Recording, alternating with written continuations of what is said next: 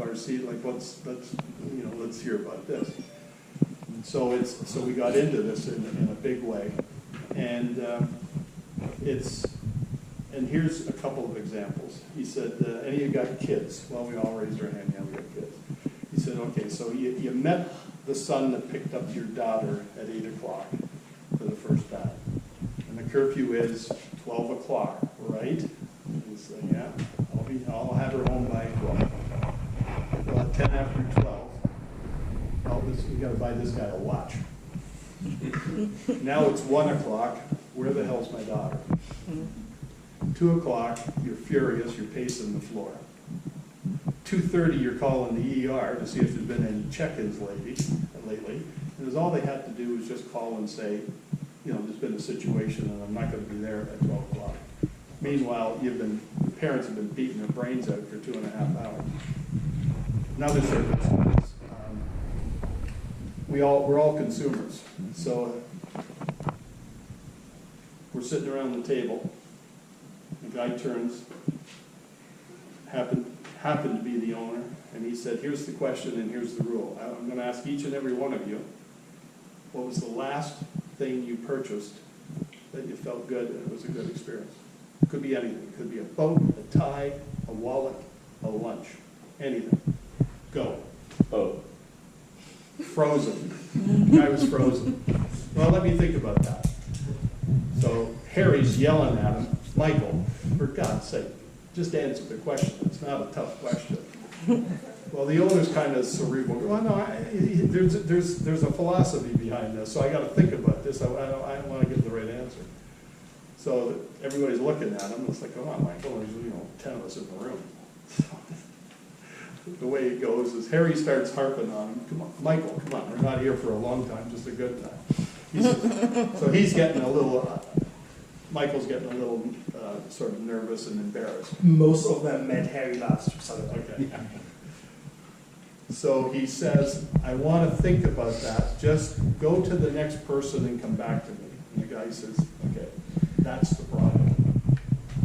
He said, there's not one person in here that could probably be quick to answer that question as a consumer. And he said, that's the problem. There's no indelible experience. We've all brought our cars in. You get your car back, and there's grease all over the seat. Well, that was there when you brought it in. What do you want from us? Well, now you get your car changed. They call you 14 times. How was your experience with the oil change? And they put a bottle of wine in your front seat, and it's like. Where do you get your oil change? So we got involved in the survey and the results, and a lot of it just boiled down to you've got to.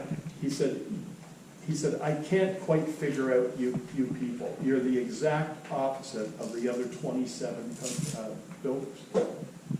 And he said, I don't know what you guys are doing. So here's what we were doing. We weren't so good on the front end. It's like, sit down, here's the contract, here's when you're going to move in, here are the options. We don't allow any changes. We'll build you any version as long as it's in this book. And what we think is what's in the book is all you're going to need, and behind the scenes, that's all you can afford.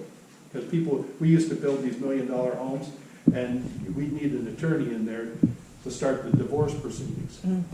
Because they go through these books, and they hit the total button, and it's $300,000 in options on a $700,000 home. You hear this blood-curdling scream in the color room. So the whole thing was, you got to keep it simple. And he said, when those people call you, and you don't answer the phone, that's the beginning of the failure. When they call you, you've already started the failing process.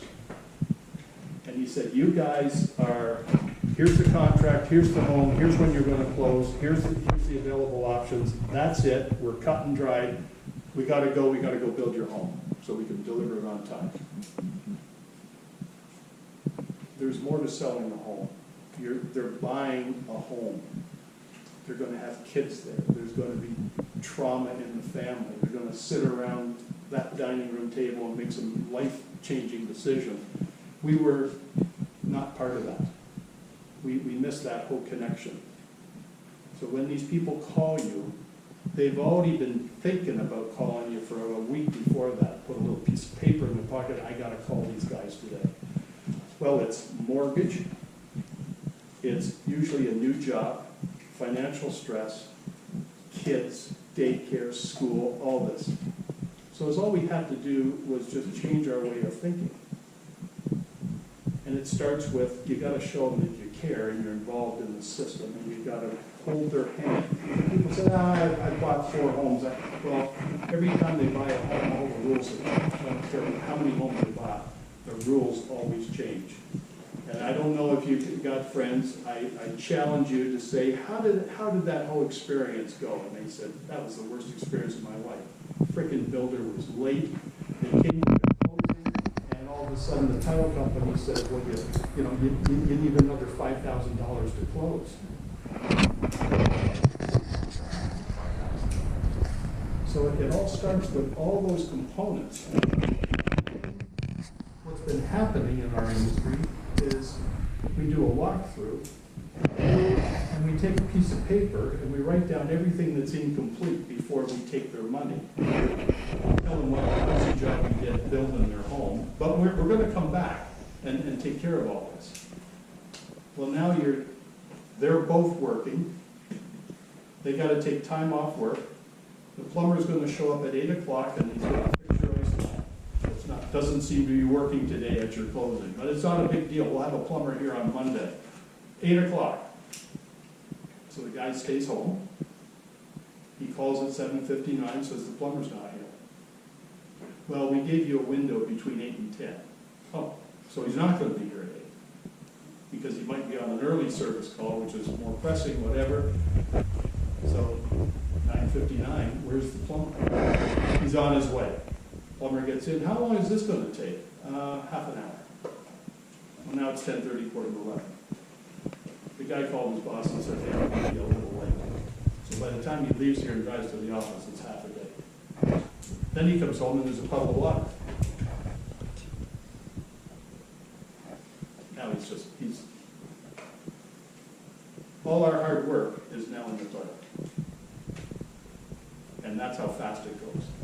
And we didn't believe the results in the national scale program. So we went to the other company that does all the car dealerships. J.D. Power. J.D. Power. Our results were almost identical. J.D. Powers just did the builders in Florida. They don't do it anymore because there's not enough builders in the business that can write the check, and there's not enough business, so they abandoned that. But we still belong to a lot. So we went from the last guy, and within 3 years we were #1 in Florida and #3 throughout the nation, just by managing the human side with our customers, and that's the only reason we're building it, because we have a customer. And if you can, and J.D. Powers broke that referral down, and the million-dollar question is, as we all know, would you recommend the builder if you were to buy, would you recommend your builder? And it's a yes or no. And that equates to a couple $100,000 in marketing expense and everything else. And they showed us, I didn't believe it, they showed it, they did all the algorithms and everything. The money's there. So for every referral you get, you're saving a ton of money in marketing, and it just, the bottom line just gets exponential. And nobody's paying attention to that. You know, you hear these big, bad national guys where the home is half finished. We had a guy that was our sales, he was a salesman there. He was with his father, went to the closing. His dad was probably in his 70s. They were buying a home in down the road here. And it was from a national builder. It was the end of the year, and he was supposed to close at 4 o'clock in the afternoon.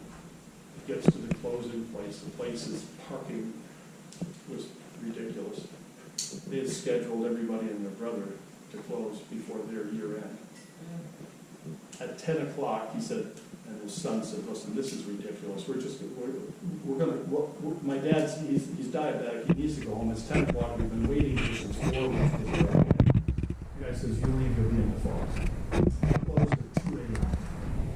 Now, how do you think those people, are they recommending that national builder? No. He'll tell 20 of his best said, no, but you'll tell, when you have this conversation over a couple of cocktails, it's like, hey, you know, we need to focus on this. And without focusing on it, you're out of business. It's just a matter of time. It's like a dead-end street, you're coming down at 120 miles an hour. It'll hit you. So we have, you know, we took certain steps. First of all, they don't close until the place is perfect, number one. If something's wrong, we'll close later. We'll pay the extension fees, whatever, we don't care. You're gonna move into a finished home. Then we follow up, we have internal inspections on the home where we call the people 30 days later, we're coming back in, we're gonna fix everything that you don't even know needs fixing. Because you'll be calling us in another 20 days or whatever. And then you've got the 2-year warranty, everything behind the walls that breaks, so if all of a sudden the outlet doesn't work, and the wire's cut up in the ceiling, or there's a nail through it or whatever, that's covered for 2 years, and then you've got a 10-year structural warranty on the home. And we've never, I've given those guys probably $3 million, I think, and we've never had a claim yet in all those years in all those homes. So that's that. And being successful is knowing your customer. You gotta know who's gonna buy the home. We're sitting here at 2 o'clock in the morning doing floor plans. It's like, who's building? Who's gonna buy this? No idea. We think we do. And then we're constantly changing. I mean, when we were building up at Antique Row, Harry's like, that was a adult community basically. It was up in Lake Palm Beach. Different clientele.